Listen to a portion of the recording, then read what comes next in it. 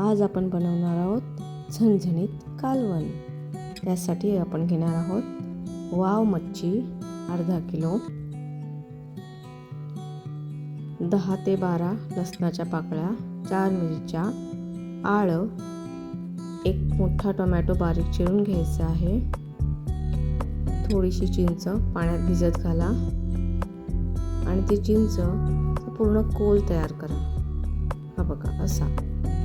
नंतर तुम्हाला थोडा प्रमाणात घेऊन चमच्याने त्या पूर्ण मच्छीच्या पीसला काय करायचं आहे, तुकड्यांना पुन्हा तो चिंचेचा कोल लावून घ्यायचा, छानपैकी लावून घ्यायचं, जेणेकरून त्याचा जो उशाळपणा असतो तो कमी होतो। बघा ही वाव मच्छी खूप छान फ्रेश आहे, त्याच्यामुळे ह्याची होणारे कालवण सुद्धा अगदी फ्रेश होणार आहे। पहा आपण सगळ्यांना चिंचेचं कोल लावून घेतलेलं आहे।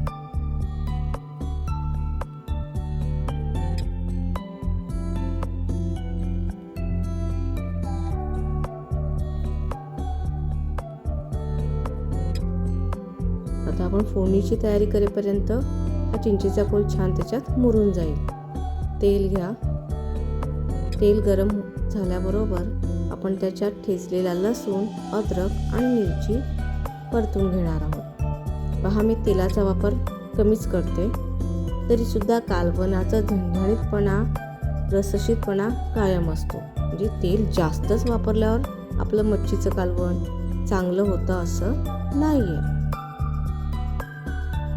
पहा खूप छानसा असा सुगंध येत आहे लसणाचा। त्यात आपण आता लसूण कमीच करपवून म्हणजे परतून, जास्त जाळून घ्यायचं नाही लसूण। टोमॅटो टाकलेला आहे। टोमॅटो छान शिजण्यासाठी आपण त्याच्यात सुरुवातीलाच मीठ टाकतो नेहमीप्रमाणे। मीठ टाकल्यानंतर त्याला लगेच मॉइश्चर येऊन जाणार। पहा त्यासाठी मी थोडा वेळ झाकून ठेवते, 5 ते 6 सेकंद। पहा 1 मिनिटामध्ये आपला टोमॅटो शिजून झालेला आहे।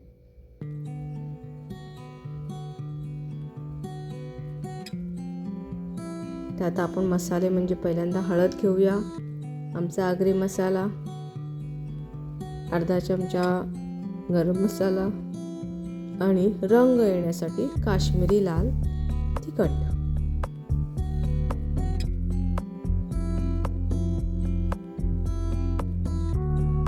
छानशी आपण परतवून घेत आहोत।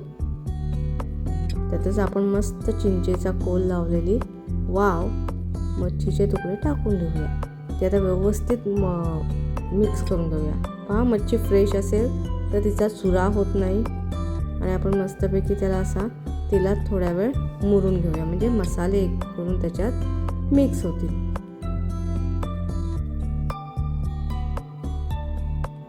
पहा कमीत कमी साहित्यात सुद्धा आपण छान भाजी करू शकतो। हे पहा त्यात आपण कोथिंबीरीचं वाटण आणि चिंचेचं कोल टाकून आपण कालवण रेडी केले। आवडलं तर लाईक, सबस्क्राईब नक्की करा।